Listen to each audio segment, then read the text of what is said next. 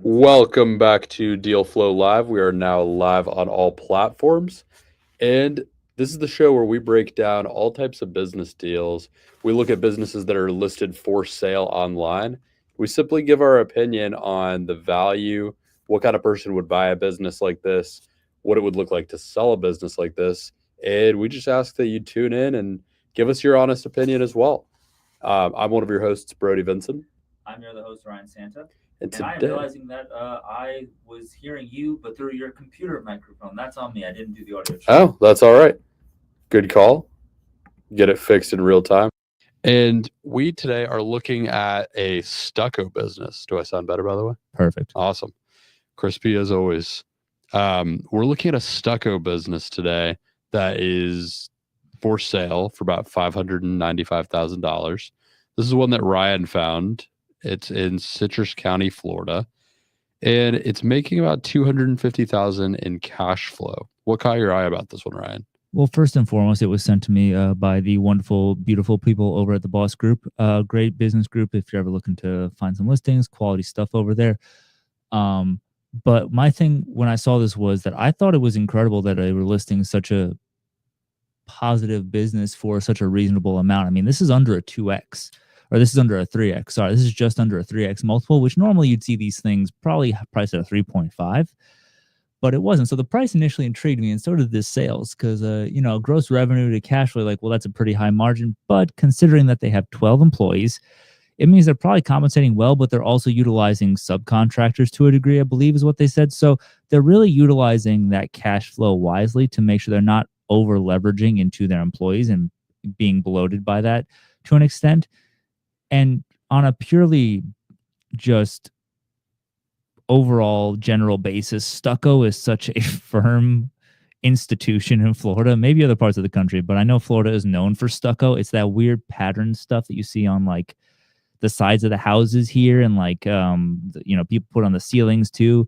People either love it or hate it, but it's a very large part of the Florida ecosystem, especially when it comes to homes. So I was like, this is incredible. I never see something like this.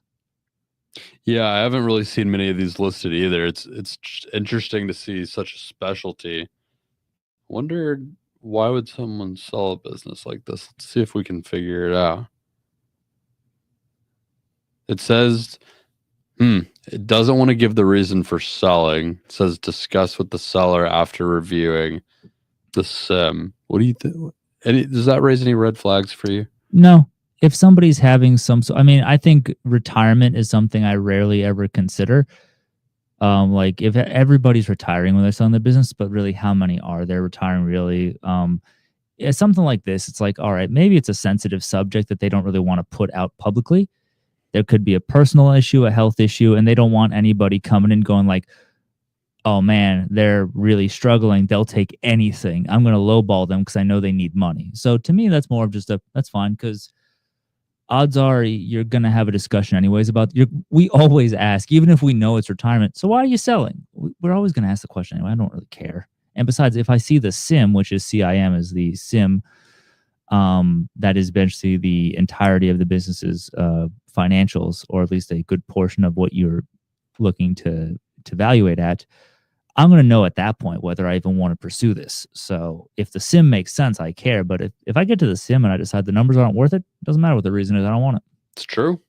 Yeah. The one thing right off the bat that I do like is the owners are willing to stay on with the business for up to 6 months post-closing. A lot of times on these listings, you see something along the lines of 2 weeks or even 6 weeks. And that's just really not enough to cut it, ladies and gentlemen. No one's going to be able to transition to business fully in a couple weeks. And you're definitely not dining and dashing if you're willing to stay on for 6 months. That's a positive sign for me. Help them drive the business forward. Essentially, they're basically saying they'll help shake the hands of the contractors, do introductions. Like, clearly this person wants this thing to keep going after they're gone. So that's a very positive for me. They also say there are great books and records in place. And if they use all capital letters, it must be true. Yeah, great books and records.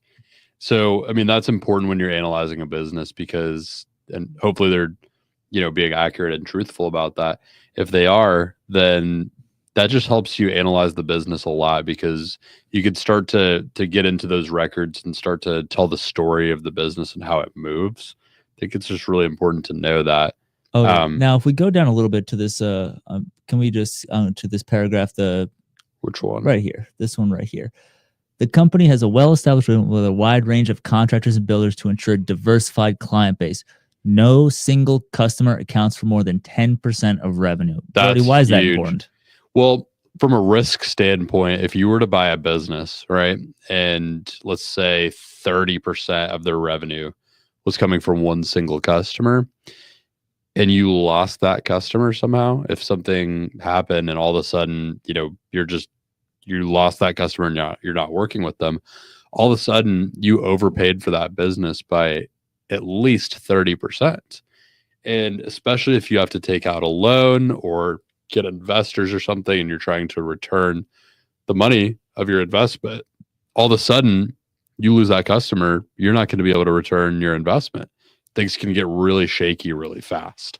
So when customers account for less than, usually the mark I like to look for is if no one customer accounts for more than 15% of revenue, that's a pretty good territory to be in. 10%, even better. 10% is a really healthy mark, I would say.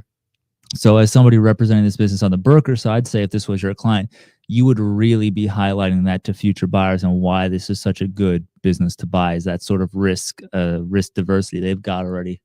100%. And another thing I like about this business is that there's 12 long-term experienced W-2 employees in place. That's a pretty solid team. And if most of them are long-term, that means it's probably likely they're going to want to stay on and keep their jobs afterwards as well and keep working. So that just shows that the business is probably going to have some continuity if there is a change in ownership and all of a sudden you own it. Oh, for sure. This is there's a lot of things to love about this. I think that the paragraph right under it too. Minimal licensing requirements. Great. They already know that, people who are looking at this maybe don't have the licenses. Simplifying the management of the business, making it ideal for individuals with business acumen or those seeking to enter the construction industry. So what they're saying is they're open to buyers who aren't necessarily in the industry. A lot of times when we're fielding buyers and people who are interested in businesses, the people who are looking to sell have their own criteria that maybe aren't listed on the thing or on their advert. But one of their personal criteria is they want somebody who has industry experience or is currently in the industry and wants to make an add-on.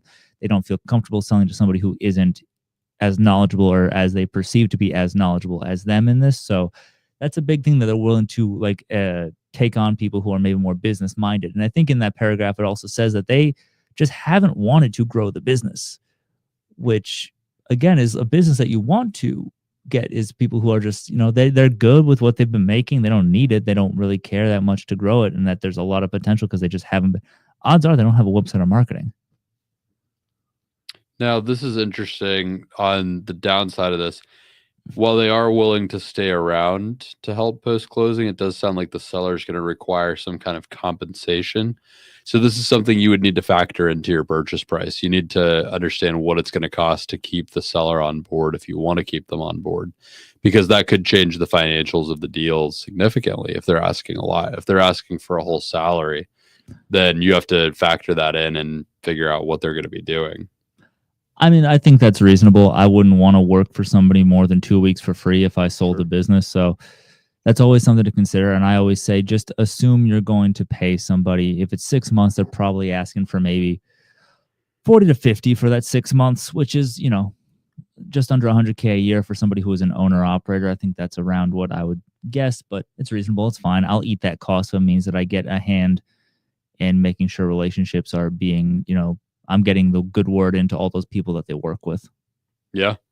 Altogether, what would you grade this one, from an A to F scale? What kind of grade would you give this business? I would give this an A-. And I'm going to knock a small point down on it because I really do wish they had EBITDA and I wish they had inventory, because I do find it weird that a Stucco business wouldn't have an inventory source. I mean, they have FF&E, which is great. But But I would like to know the EBITDA, even if it is the same. Just having it listed makes me feel a bit better, because if you do have the great books, just show it to me. Just like, if it is the same, it is the same. But everything else looked great. Pricing, all this other stuff. So I'm going to give an A minus. Throw that EBITDA on there and mention in there if you don't have any inventory, you're at an A. I love it. What I'm going about to give you? this one a B. Okay. The reason for that, I'll tell you what I like and what I don't like. What I like is from a risk standpoint, it's a good, steady, solid business. It's been around a long, long time. 1986, very long time. Very likely to stay in place. So I think this is a good buy if you're looking for something nice and solid and stable. I'd be able to say that a little bit more strongly if we were looking at the last few years of financials. We don't know how steady it's been, but I would imagine it's been pretty steady. I like that there's 12 long-term experienced employees in place. That's huge. That shows that, if they're long-term, that means the business hasn't fluctuated a lot. It's been able to stay at that level, 10% of revenue or less for every client. Fantastic. Altogether, just a good, solid, steady business to buy. I don't necessarily love it as a growth play because there's just not a lot in here talking about how they would grow, aside from, just increasing the geographical service area or implementing a marketing campaign. Those are all great things to say, but I would like to hear a little bit more about, like, what are the levers that have worked well to boost those things up. But all that being said, it does sound like there's a lot that you could do with this business, and it sounds like they're turning down some work, which is great. I think this is a good buy. Yeah, I would say this is a Deal Flow Live approved business to purchase, and I would say, in the vein of the marketing thing, definitely. I mean, I think if you've been doing this since '86, and you've been doing it referral based, you probably didn't really ever bother to marketing because you never needed it, and I think that's reflection in the price. $250, and they're asking basically $600K. Mm-hmm. That's fairly reasonable. I think that's a very reasonable ask. There's a little over 2.5, and they're saying, we don't know what to do. We have ideas, but I'm sure if they did have ideas, they'd bump that price up a bit. Agreed. And final cap off point I want to make on this is it's well priced. Yeah, it's a good price. $250 cash flow. You wouldn't really want to see too much more than a 2x multiple. Wouldn't even really want to pay a 3x for something at that size, and it's appropriately priced. It's sitting at a little bit more than a 2x multiple, maybe like a 2.2, 2.3, something like that. And I always appreciate seeing a business that's just fairly priced.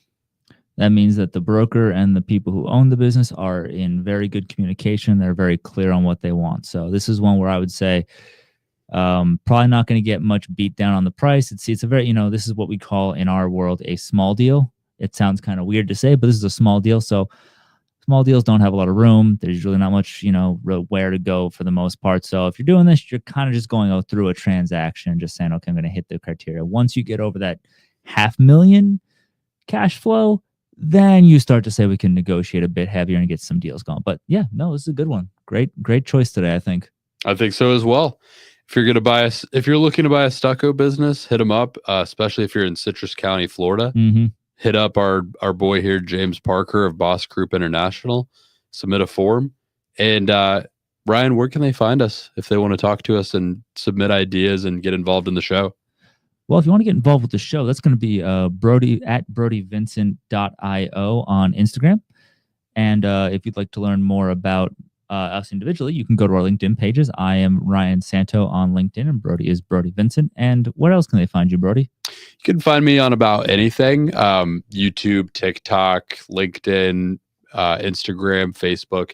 But the best place to message me is going to be LinkedIn or Instagram. Either one of those, or message Ryan. Let us know what you want to see covered on the show, what kind of deals. And if you want to come on the show and you're in the deal making or mergers and acquisition space, let us know that you want to come on and talk about some deals. We'd love to have you on. And until the next time, we'll see you every Tuesday night right around 6 p.m. Eastern Standard Time. See ya.